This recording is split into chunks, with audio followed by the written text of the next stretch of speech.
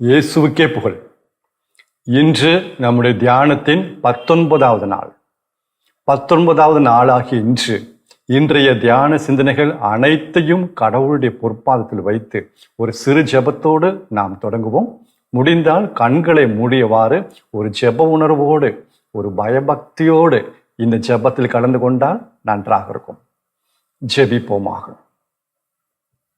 எங்களை ஒவ்வொரு நாளும் பாதுகாத்து வழி நடத்தி வரும் அன்பு தந்தையே இறைவா, இதோ 19வது நாளாகி இன்றைய தியான சிந்தனைகள் அனைத்தையும் உம்முடைய பொற்பாத்தில் வைக்கிறோம். ஆண்டவரை எங்களை வழி நடத்தும்.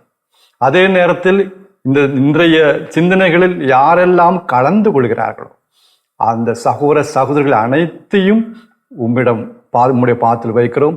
அவர்களையும் அவருடைய குடும்பங்களையும் நிறைவாக ஆசீர்வதித்தருளும். அன்பு தந்தை இறைவா, உம்முடைய வல்லமை உள்ள வார்த்தைகளை அனுப்பி எங்களை திடப்படுத்துகிறேன். இன்றைய சிந்தனைகளில் யாரெல்லாம் கலந்து கொள்கிறார்களோ அவருடைய வாழ்க்கையில் யாராவது தீ ஆவியினாலும் அல்லது அசுத்த ஆவியினாலும் ஆட்கொள்ளப்பட்டிருந்தால் அவர்களை இந்த தியானத்தில், குறிப்பாக இன்றைய சிந்தனை வழியாக அவர்களுக்கு விடுதலை தாரும் ஆண்டவரே. இதன் வழியாக அவர்கள் மீண்டும் உமக்கு உகந்த மக்களாக, ஒரு அமைதியோடு, ஒரு சமாதானத்தோடு, அவர்கள் மகிழ்ச்சியோடு இந்த கிறிஸ்துவ வாழ்வு மீண்டும் நடத்த அவர்களுக்கு உதவி செய்யும் அப்பா. இந்த மன்றாட்டுக்களை எல்லாம் எங்கள் ஆண்டவராகிய இயேசு கிறிஸ்து வழியாக உம்மை மன்றாடுகிறோம். ஆமென். இறையேசுவில் அன்பார்ந்த சகோதர சகோதரிகளே, நாம் நம்முடைய தியானத்தின் 6வது பகுதிக்கு நுழைகிறோம். ஒரு புதிய பகுதிக்கு நாம் நுழைகிறோம்.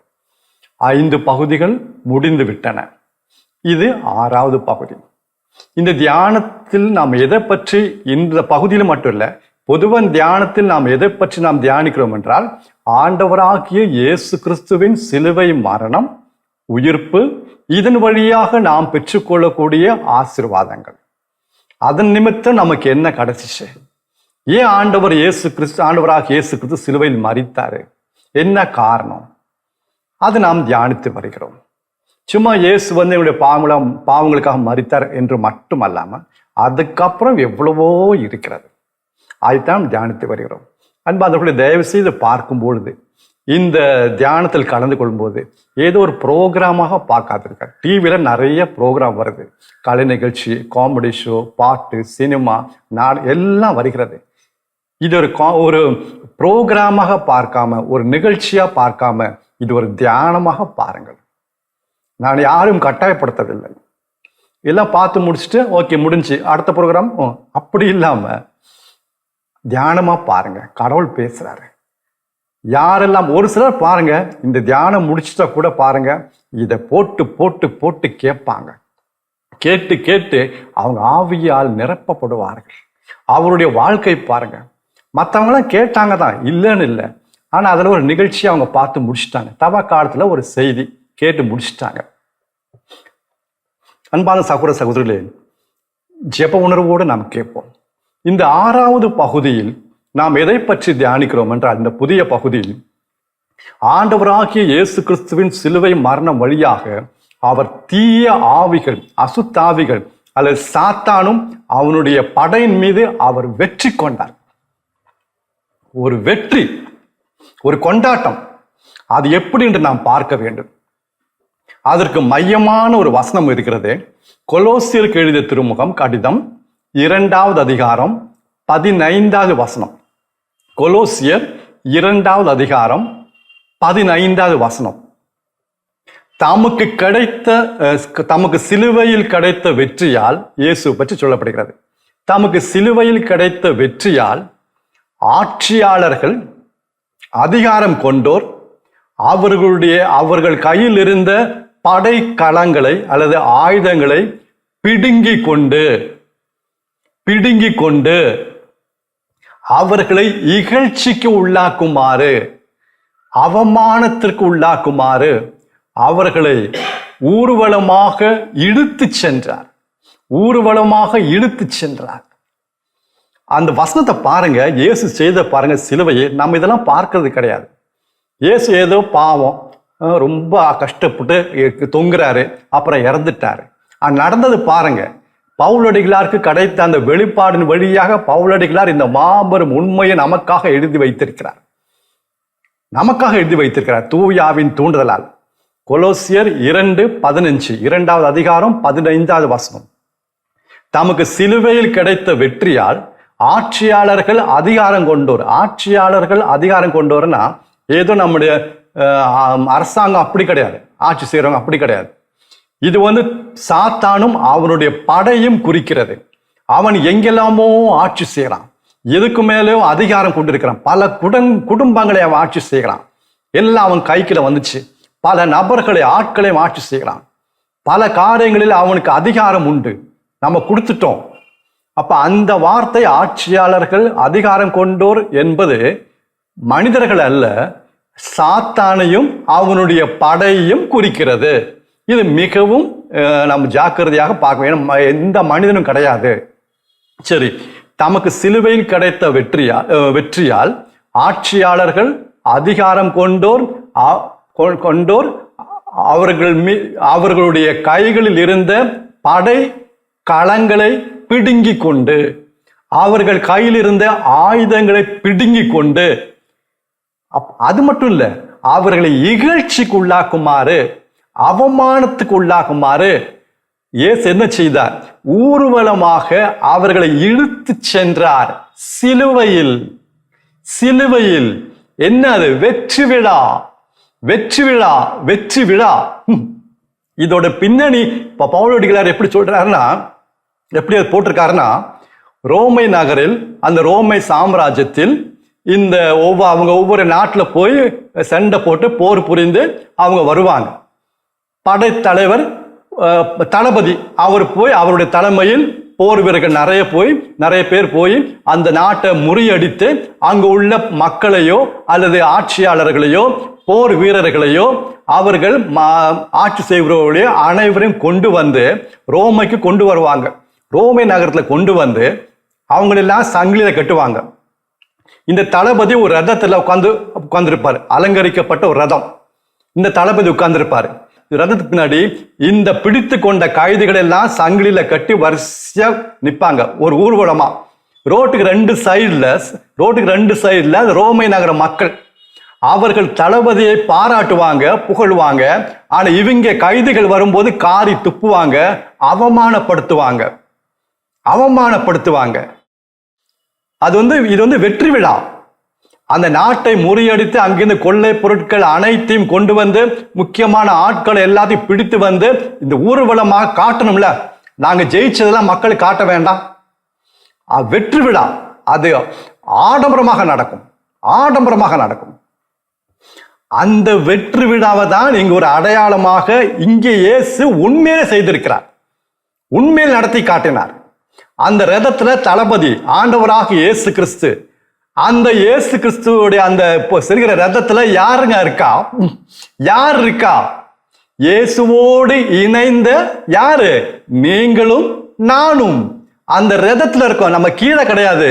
அந்த ரதத்துல அவரோட இந்த வெற்றி விழால அந்த மகிழ்ச்சி நாம் பங்கெடுக்கிறோம். பின்னாடி சாத்தானும் அவனுடைய படைகள் சங்கிலியால் கட்டப்பட்டு இயேசு என்ன செய்யறாரு? ஊர்வலமா இழுத்து செல்றாரு. அந்த வார்த்தை கவனிங்க. கொலோசியர் 2வது அதிகாரம் 15வது வசனம். இகழ்ச்சிக்கு உள்ளாக்குமாறு ஊர்வலமாக இழுத்து சென்றார். சிலுவையில் அந்த ஊர்வலம், அந்த வெற்றி விழா நடந்தது. ஏன் நமக்கு இந்த உண்மை இன்னும் தெரியாம இருக்கு? அவன் தோற்கடிக்கப்பட்டவன், இன்னும் அவனை அழிக்கல, இன்னும் அவன் அழிக்கப்படவில்லை, அழித்து போடல. அவன் தோற்கடிக்கப்பட்டவன். நம்ம கடைசி மூச்சு இருக்கிற வரைக்கும் இந்த உண்மை தெரிஞ்சிருக்க வேண்டும். நாம் அவனுக்கு ஏன் பயப்படணும்? ரதத்துல இருக்க நம்ம ஏன் அவனை பார்த்து பயப்படணும்?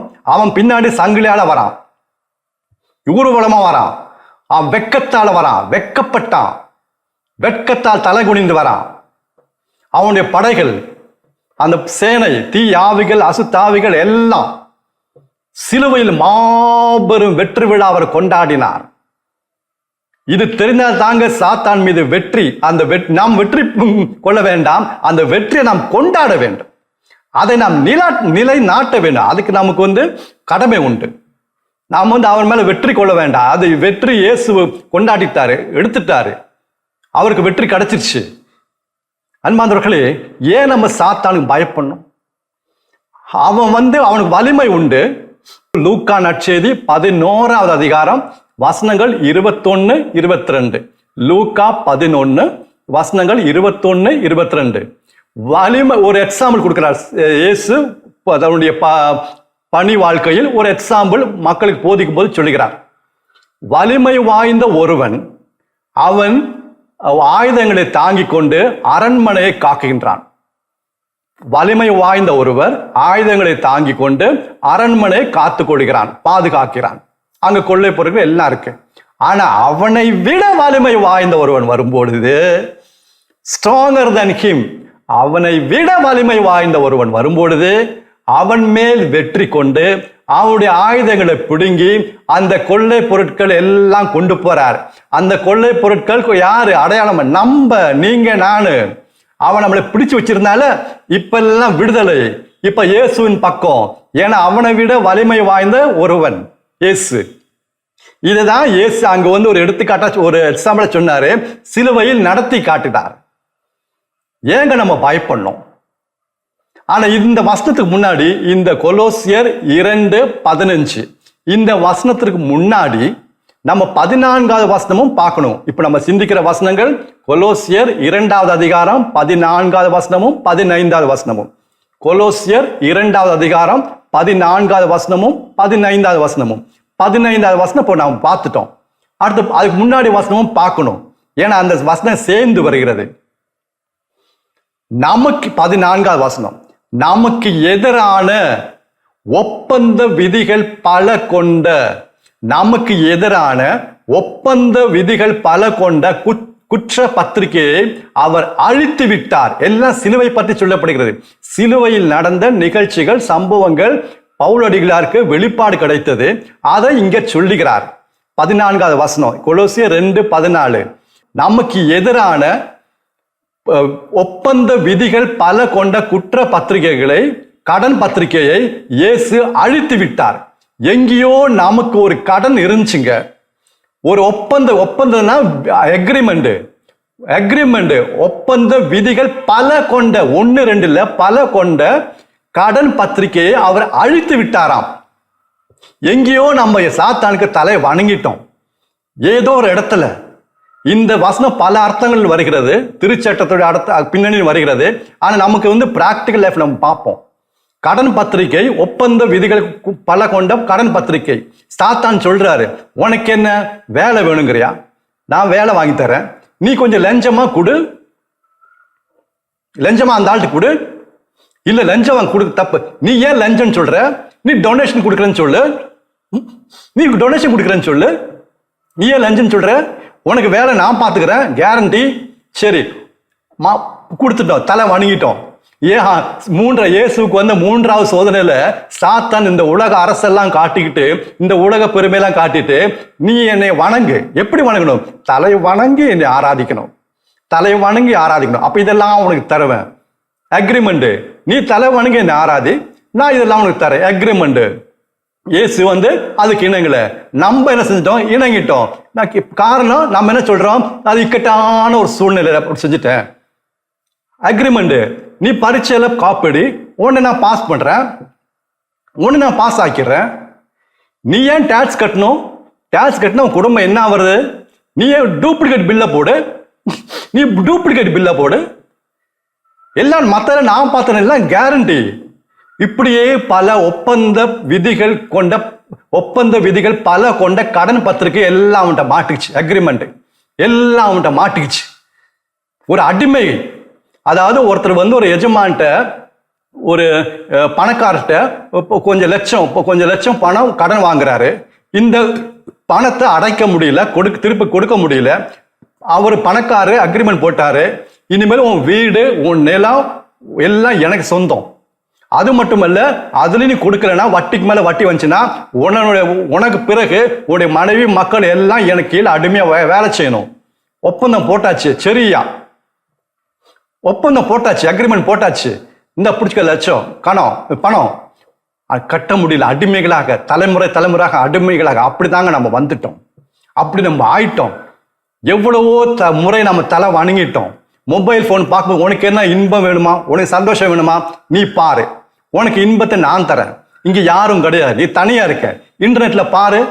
ஒரு முறை பாக்குறது என்ன, நீ லைட்டா நீ தலை வணங்காத, எல்லாம் பார்க்கணும் தலை வணங்காத, லைட்டா அப்படி தலை அசிச்சா போதும், எனக்கு புரியும்.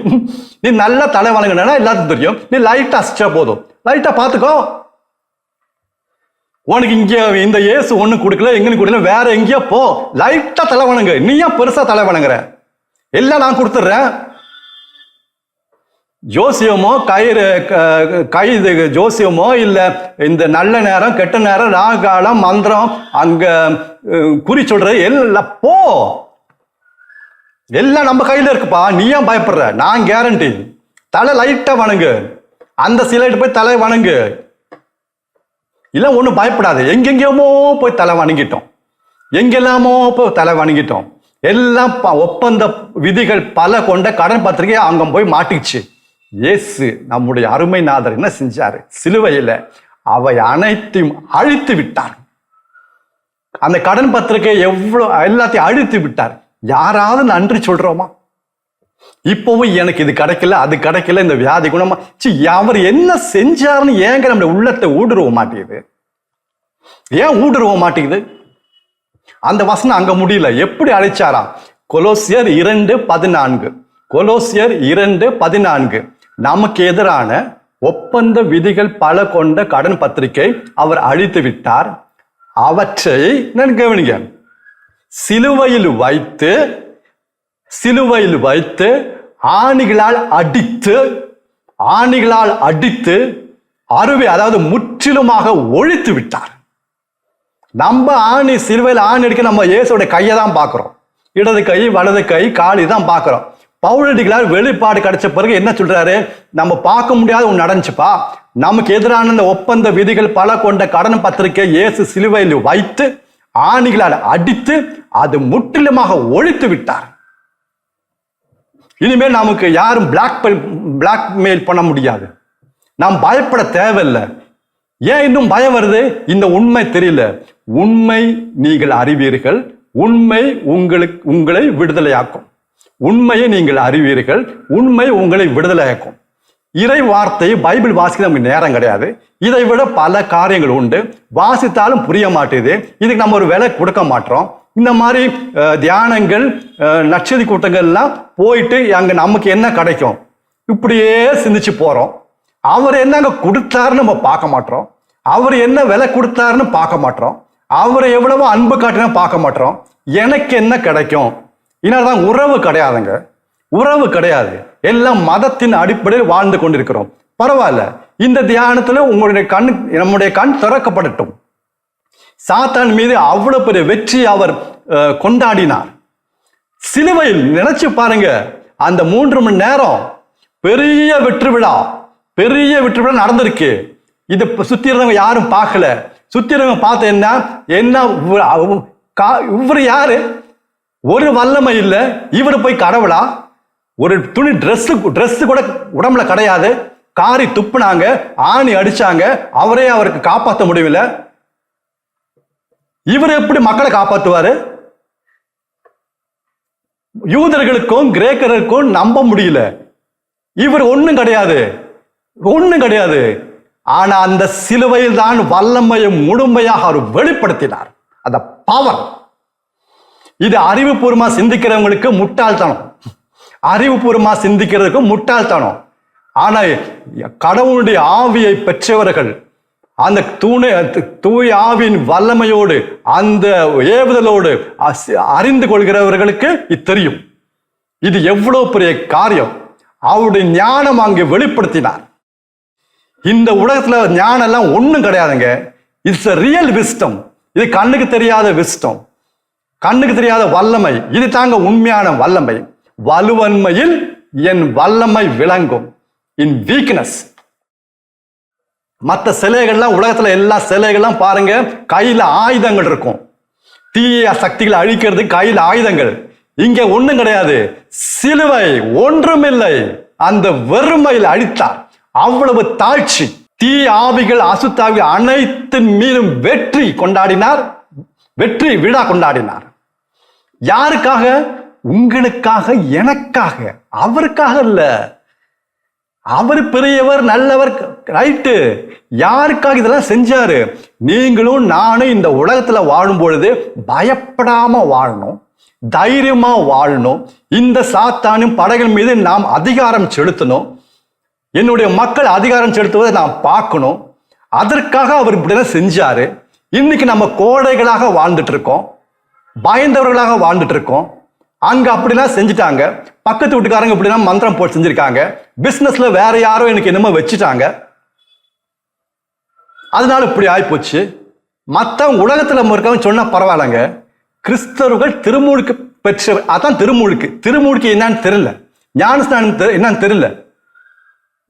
திருமுழுக்கு பெற்றவர்கள் என்ன பேசி கொண்டிருக்கிறோம், என்ன சொல்லி கொண்டிருக்கிறோம், இப்படி பயந்துட்டு இருக்கோம்.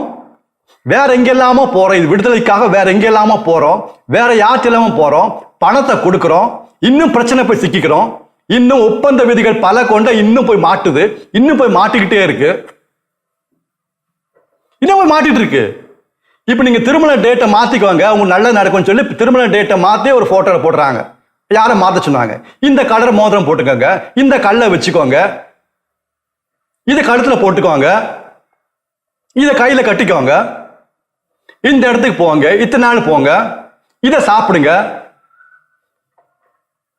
அப்ப தீய ஆவியெல்லாம் போயிடும், அசுத்தாவை போயிடும். எல்லாம் வரிசையா ஓடுறாங்க. கோயில்ல ஞாயிற்றுக்கிழமை ஆண்டவரை கும்பிடுறோம், வழிபடுறோம், திருவிருந்துல பங்கெடுக்கிறோம். அப்புறம் வெளியே வேற இன்னொன்னு இப்ப சொல்லும் போது ஃபாதர், ஆமா ஃபாதர், நிறைய பேர் அப்படி செய்யறாங்க, அப்படி சொல்லாதீங்க. இதுதான் நம்ம பண்ற மொதல் தப்பு. நிறைய பேர் அப்படி செய்யறாங்க, அப்படி சொல்லாதீங்க. இந்த தியானம் நிறைய பேத்திற்காக கிடையாது. இந்த தியானம் நிறைய பேத்திற்காக கிடையாது. இந்த தியானம் யாருக்காக? எனக்காக. இன்னும் கொஞ்சம் அதிகமா போனா என்னோட குடும்பத்திற்காக. நம்ம மற்றவங்களுடைய வாழ்க்கை ஆராய்ந்து பார்க்க இங்க கடவுள் இதை கொடுக்கல, இதை கொடுக்கல. இந்த தியானம் யார் சொல்லுங்க பார்ப்போம்? எனக்காக. இன்னும் கொஞ்சம் அதிகமா போனா என்னுடைய குடும்பத்திற்காக. அது போதுங்க. அப்படி ஒவ்வொருத்தங்களும் தியானத்தில் கடந்து கொண்டு அவங்க ஆராய்ந்து பார்க்கட்டும். ஆனா ஆராய்ந்து பார்க்கிறவங்களுக்கு, இந்த தியானத்தை சீரியஸா எடுத்துக்கிறவங்க ஒவ்வொருத்தவங்களுக்கும் அந்த வெற்றி விழா, அவர்கள் அந்த கொண்டாட்டம் அவர்கள் அனுபவிப்பார்கள். அந்த அனுபவம், அந்த வெற்றி விழா இவருடைய வாழ்க்கையில் உண்மையாகும். அப்புறம் இவங்களுடைய வாழ்க்கையை பாருங்க. அதற்காக இயேசு சிலுவையில் ஒரு விலை கொடுத்தார் நமக்காக. அது சாத்தானுக்கு தெரியும், அவனுடைய படைக்கு தெரியும். அவன் நம்மளை குருடாக்கிட்டான், தெரியாதவாறு. பைபிள்ல ஒரு இன்ட்ரெஸ்ட் இல்லாம வாக்கிட்டான், எங்கெல்லாமோ மனதை திருப்பிட்டான். ஏன்னா இதை விட மகிழ்ச்சி, இன்பம், சந்தோஷம் வேற எங்கேயோ கொடுக்குறான். தாங்க போய் தலை வணங்கிட்டு வரோம், இங்க கோவில்ல தலை கும்பிடுறோம். அன்பாதவர்களே, இந்த உலகத்தை விட்டு போறதுக்கு முன்னாடி இந்த மாபெரும் உண்மையை தெரிந்து ஒரு விடுதலை வாழ்க்கை வாழ வேண்டும் என்பதற்காக தான் அவர் கொடுக்கிறார். ஏங்க கடைசி வரைக்கும் சிறைப்பட்டவர்களாக இருக்க வேண்டும். இயேசு வந்தது சிறைப்பட்டவர்களை விடுதலையாக்க. எல்லா பயத்திலிருந்தும், அச்சத்திலிருந்தும், எல்லா விதமான சங்கிலிருந்தும், யாரெல்லாம் நம்மளை எப்படியெல்லாம் கட்டி போட்டிருக்காங்களோ அதெல்லாம் உடைக்கப்பட வேண்டும், நொறுக்கப்பட வேண்டும். அதற்காக தாங்க அவர் சிலுவையில் மரித்தாரு. அது எல்லாத்துக்கும் கிடைக்காது. யாரெல்லாம் அதை நம்புகிறார்களோ, யாரெல்லாம் அதுக்கு விலை கொடுக்கிறார்களோ அவருக்கு கிடைக்குங்க. தயவு செய்து ஒரு ப்ரோக்ராமா பார்க்காதீங்க. கடவுள் பேசுகிறார். வானத்தையும் பூமியும் படைத்த கடவுள் நம்மோடு பேசுகிறார். அவர் நன்றி சொல்லுவோங்க. தூய ஆவியான் பார்த்து நாம் ஜெபிப்போம். ஆவியானவரே, இயேசு சிலுவையில் சாத்தானையும் அவருடைய படையும் நொறுக்கிட்டாரு, அவர்கள் மீது வெற்றி விழா கொண்டாடிட்டாரு. அந்த வெற்றி விழா ஒவ்வொரு நாளும் அனுதினமும் என்னுடைய வாழ்க்கையிலும், என்னுடைய குடும்பத்தின் வாழ்க்கையிலும், என்னுடைய பிள்ளைகளுடைய வாழ்க்கையிலும் நாங்கள் அந்த வெற்றி விழா கொண்டாட, தைரியமாக வாழ, தீய ஆவிகள் சக்திகள் மீது நாங்கள் ஆட்சி செலுத்த எங்களுக்கு அந்த அருளை தாங்கப்பா என்று ஆவியாண்ட ஜெபிக்கும் போது அவர் நம்முடைய வாழ்க்கையில் அதை உண்மையாக்குவார். இன்னைக்கு ஜெபிக்க, நாளைக்கு இல்ல. ஏன் இன்னைக்கு ஜெபிக்கணும்? ஏன்னா இதுவே தகுந்த காலம்.